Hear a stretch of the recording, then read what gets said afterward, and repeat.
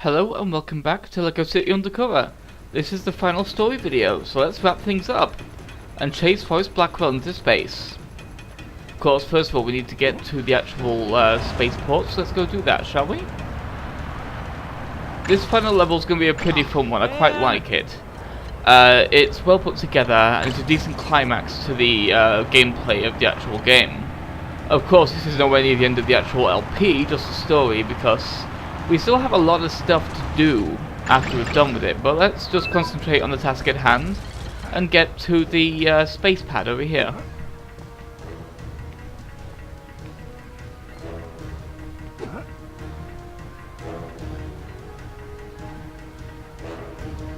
One final super build for the story. So let's get on with it, shall we?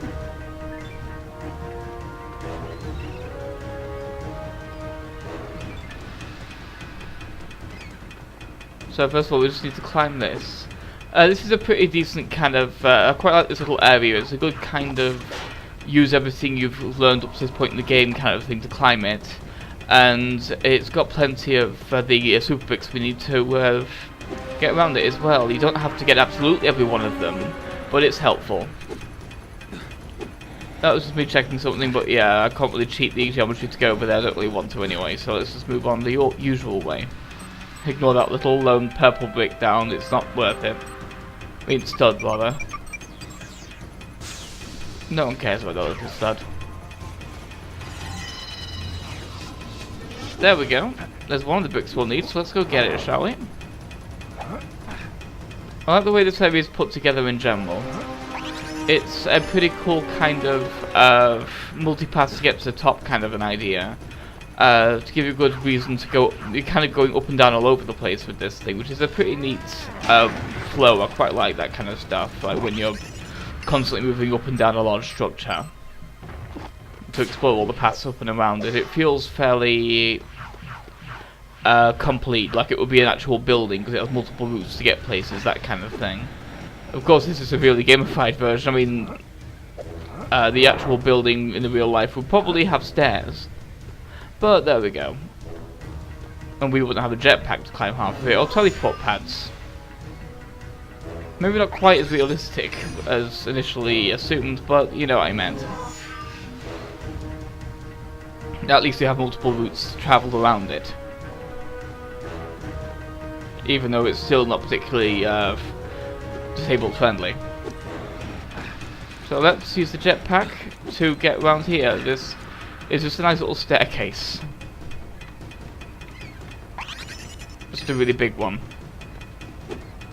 I also quite like going all the way up here because it feels very climactic to climb up this massive structure before we get to the final level. Because it is incredibly big up here, as you can tell from just how far up we're going. Because it would kind of need to be because of what we're building here. Here we are. So let's now actually drop down, straight down to the pad and build it, shall we? Yes! A nice neat 50,000 for our final one as well, for our final super build of the story. A nice round number. It's a number that feels very final.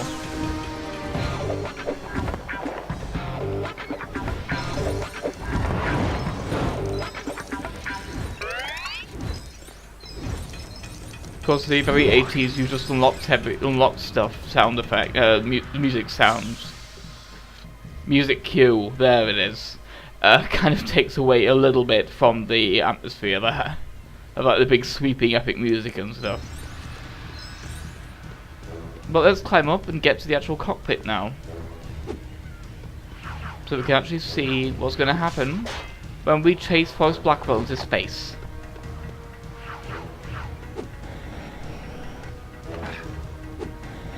Before we were an astronaut, now we truly are a rocket man.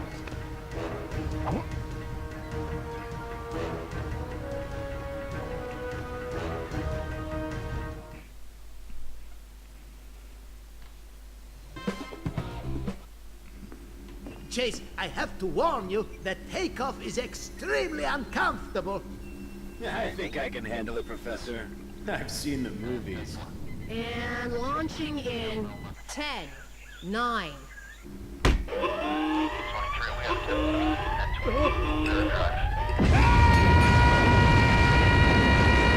do that in case the astronauts change their mind.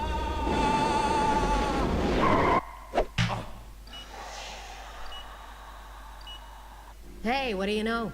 In space, you can hear them scream. Well done! You are in outer space! Now, to get to the moon will take almost 10 seconds. Oh, okay, you're above the moon now. What? Yeah, it's really close and very small. But don't tell anyone, it's a secret. Now, it's time for your spacewalk. You need to prepare very carefully. I want you to check and recheck your suit before you exit the command module. Sure thing, Professor.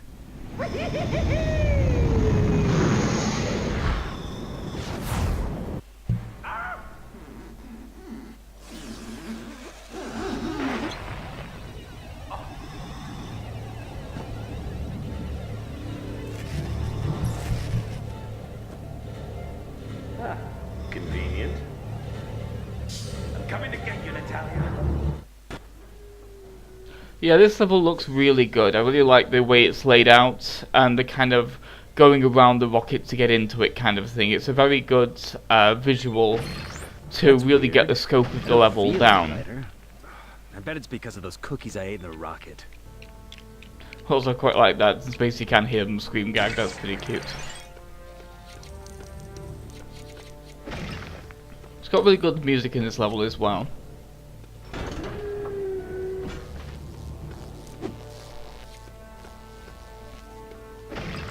I like that it's fairly slow paced as well because we're out in space, so it's feeling very grandiose and doing a very good job of that as well.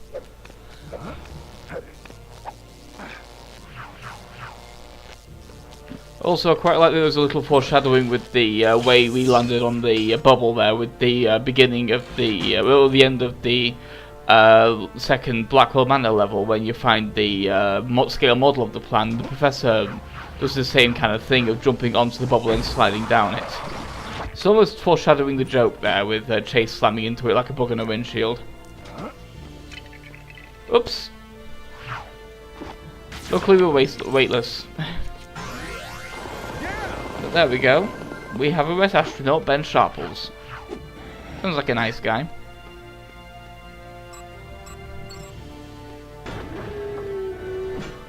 Now we'll actually move on in the level. There's just a few collectibles to deal with there first.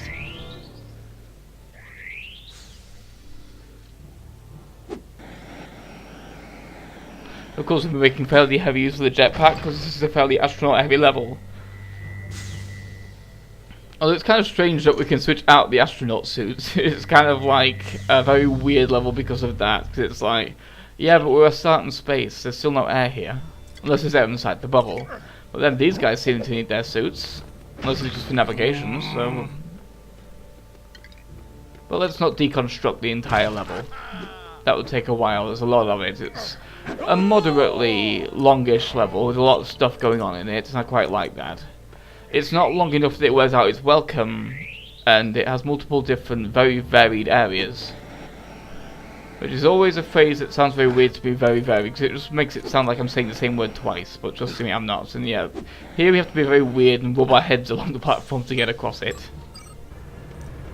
Because otherwise you just go a little too high and bump into it like an idiot.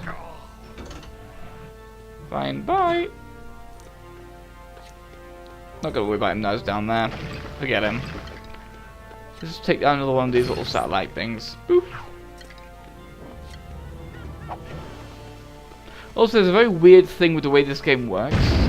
Unlike the Super Color Gun, certainly you may have guessed there is a Super Dynamite cheat to get you like infinite dynamite. But when you have it equipped in a level, it doesn't actually work. You have to get the dynamite manually. I don't know why it does that.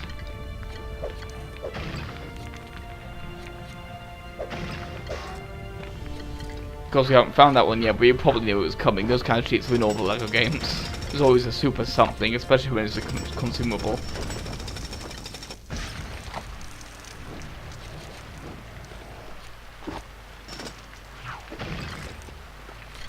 There we go. I like the little bubbles as well, like the little miniature magic, not quite magic bubbles, but little average bubbles. to keep like the greenhouses in and everything like that. It feels like a very interesting touch because of course Blackwell's planning on staying here long term. So of course he'd have gardens growing here with like fruit and vegetables to sort of keep him healthy while he's stuck around here waiting for his perfect society to be put together. It's a cool little bit of set dressing. And there's a lot of guys to fight here. This is just kind of a ridiculous fight, this one. It's probably the biggest fight in the game, this particular one as well. There's just so many guys. There's like 20 of them or something like that. It's fairly ridiculous. At least it feels like there's at least 10 of them. Maybe like 15 at most, but it feels like there's quite a lot of guys. We'll see about the little multiplier, see how high it goes to see just how many of these guys there are. But it still is getting kind of silly already.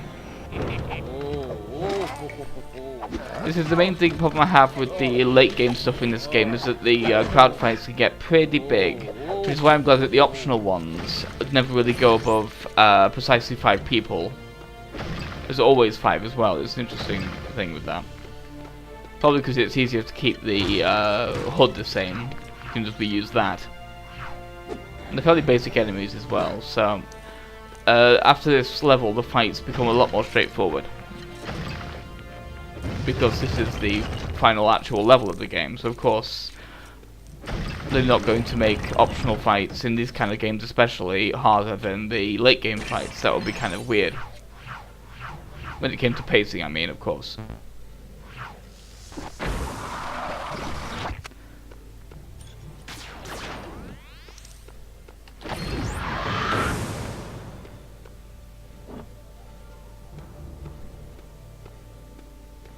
In general, I quite like the way this level looks. It's very kind of classic Lego space stuff. I quite like that. I never really had many of the Lego space sets, but you know what I mean. I kind of vaguely remember roughly what they look like, and I think there was some similar geometry going on. It's just they were always too expensive, or not worth it because they were too small. Not worth it to me because they were too small, because there's a lot of like £10 Lego sets that are like 5 bricks. Yeah, this is why I don't buy Lego, I just play the games.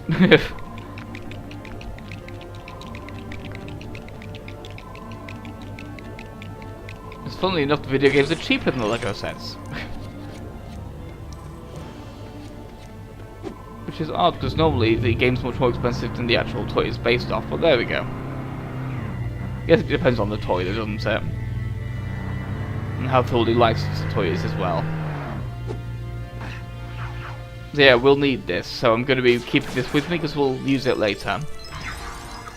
It's a bit of a weird thing, but like, cause if you don't know you need it, you'll just end up having to come back for it, which is kind of annoying.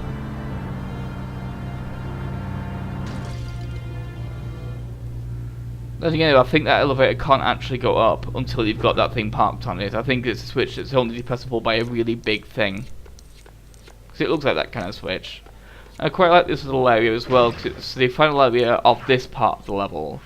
And it feels very final with the way it's laid out. It's just like a big, kind of an atrium for the actual rocket. Like a little reception area if Blackroll's expecting visitors here. They're probably signing up here with the receptionist in this little booth or something, I don't know.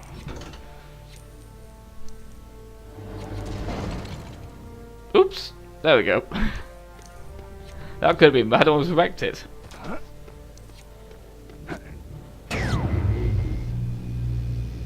There we are. Quite like the big bridge as well that forms. That's a really cool looking bridge with the barriers around the sides and everything. It feels very kind of, now we're entering the final lair kind of a thing, and it does really well with that. I like the music in here as well. Generally, this final level has really good music. I really like it for that. Because it's a very different feel to the music in the rest of the game, to the rest of the game in general, because the rest of the game was a lot of very goofy nonsense when it came to the way it was portraying everything. Like, it was all jokes. But this level does a pretty good job building atmosphere. Of, like, we are approaching the end of the game, things are getting fairly serious now that we're in space, kind of a feeling. I mean, not too serious, of course, but serious enough to take the stakes seriously.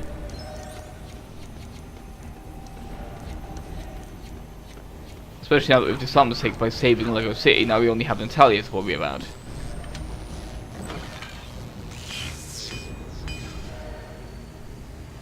I also like seeing the Earth in the background. That's a really cool visual as well, through that little window.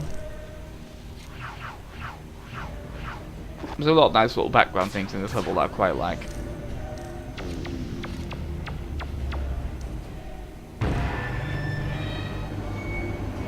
And here we have a puzzle! An actual puzzle. We have to reroute the electricity to the other switch, so it matches that switch over there. So let's make it follow that very path. Of course we need the big robot to interact with the switch to do that. So let's get into the power loader. That one's just showing us where it currently is so that we get the idea of to do it on the other side to match that one up. It's a fairly simple puzzle, but I quite like it because it's gives you just enough to think about to keep it kind of engaging. Without being as frustrating as Bioshock's version of the pipe dream puzzles, which were just kind of annoying to do, really, for me.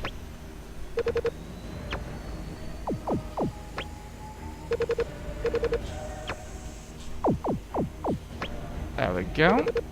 One more movement, and Lego City boom. selected as destination. Disengaging shield. Launching in 5, 4, 3. I hope you're strapped in safely. 1.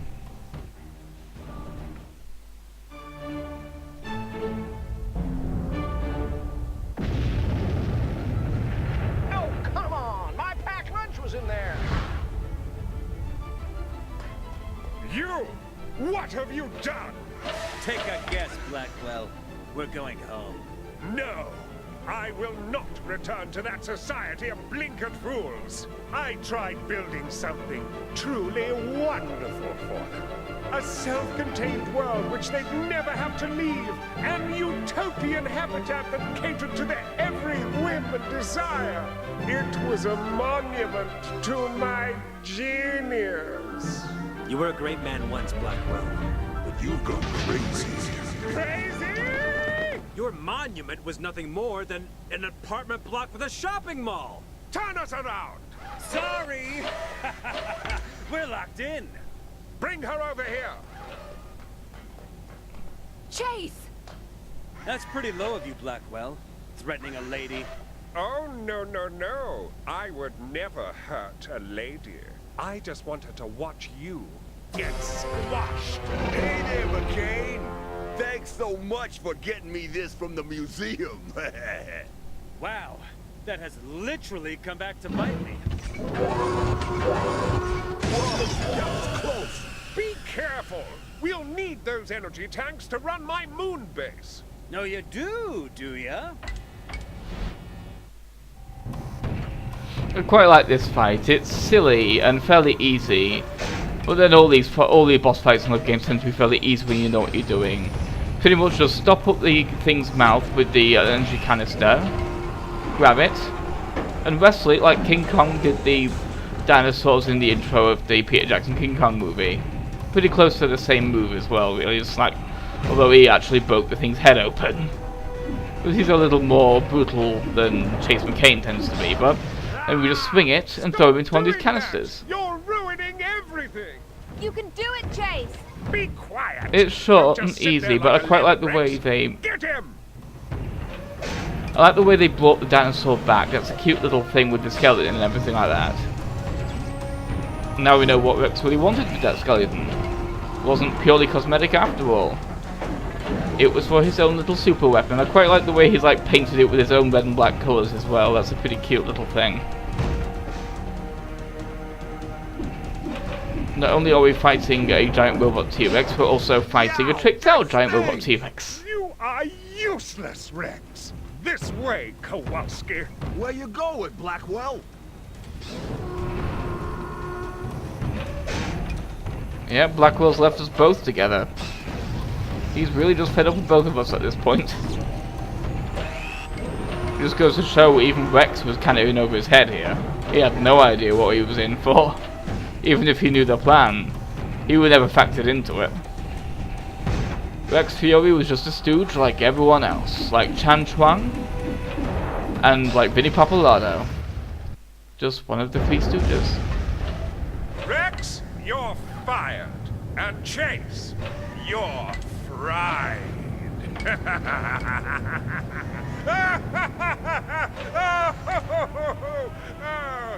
It was an almost rhyme. Chase, he's... Command module separation complete. Oh, what? Blackwell, that filthy worm. Self-destructing in now.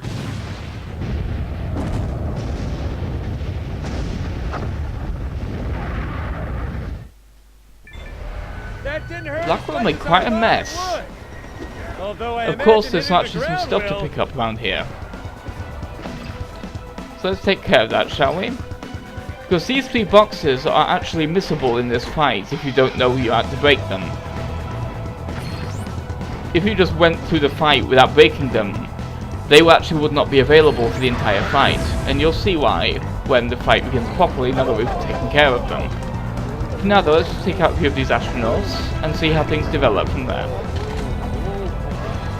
I do like the visuals of the Earth hurtling around behind us because we're really spinning out of control here. It's not just a static platform, we're spinning all over the place here. Just the artificial gravity is the only thing holding us down right now. And even that stays numbers. Just look at the way Earth is spinning back there. It looks so awesome. We are like... we're not really being held up by anything. We have nothing supporting us. We are all basically as screwed as each other. The only reason they're fighting anymore is out of sheer bloody mindedness right now. And the music's really good here, so this is just a really good fight. I really like this area in general. Careful mate, don't fall off like an idiot. There we go.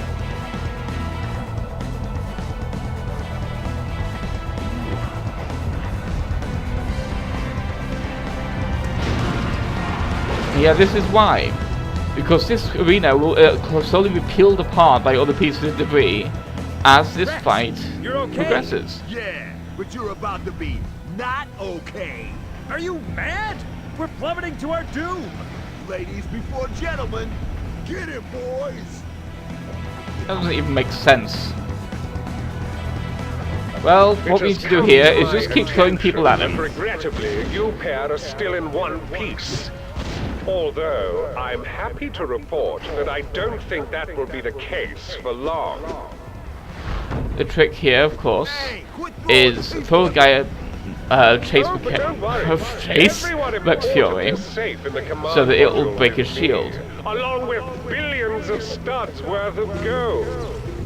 So really, this is just a setback, a minor inconvenience. And then, of course, when he's down, you stun him by throwing a guy at him, and then countering him. I will begin anew. I will gather my resources and rebuild my empire somewhere else. Come on, stop tossing. Of course, the main problem is if you attack Rex Fury when he isn't stunned, he'll just hit you back, pretty much. He'll just overpower you. Because, again, he is a very strong character. Natalia watch as I do so. I like the way his voice goes really deep there. That's a really cool moment there. As I do so. Just the way he says that, it feels very cool. You've ruined everything, McCain. But this isn't the last you've seen of me. I will have my revenge! Huh? Phew.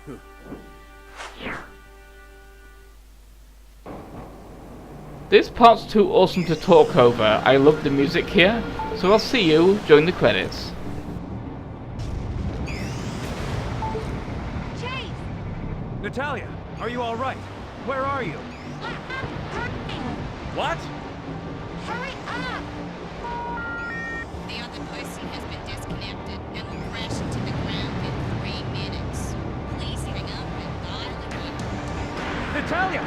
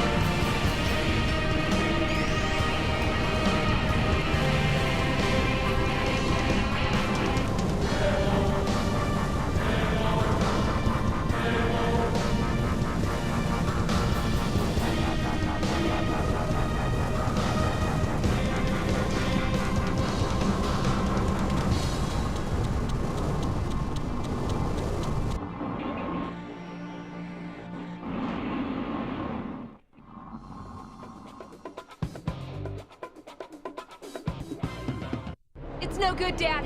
We can't reach the parachute release. Excuse me. Did anyone order a hero? Chase! Pull that lever! This lever? Okay. What is it? The brakes. Uh-oh.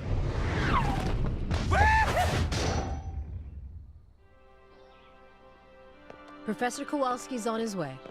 He said the command module will touch down any minute now. And what about the tons of falling debris from the rocket? Don't worry, Chief. I've got you covered. The debris splashed down at sea, Marion.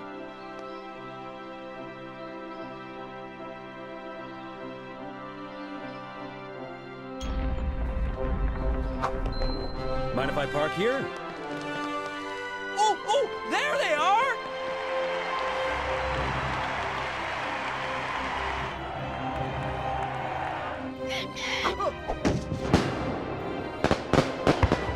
Congratulations. You've done it again, Chase. Almost. Blackwell got away in an escape pod, and Rex, well, he got away too. Rex! Rex isn't a problem. Oh? He crashed headfirst through someone's roof 10 minutes ago. Get this off of me!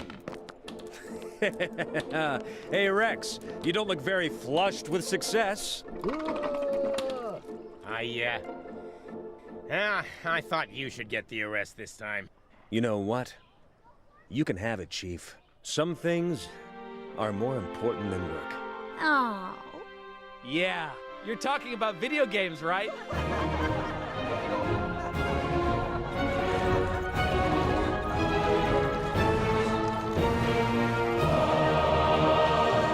Sentinel, out!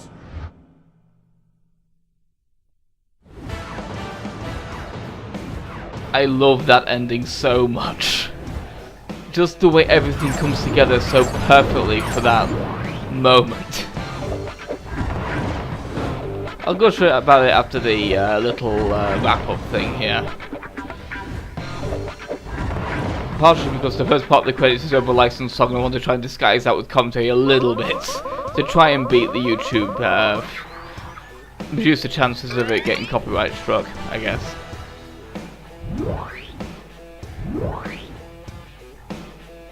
There we go, 119 out of 450 gold bricks.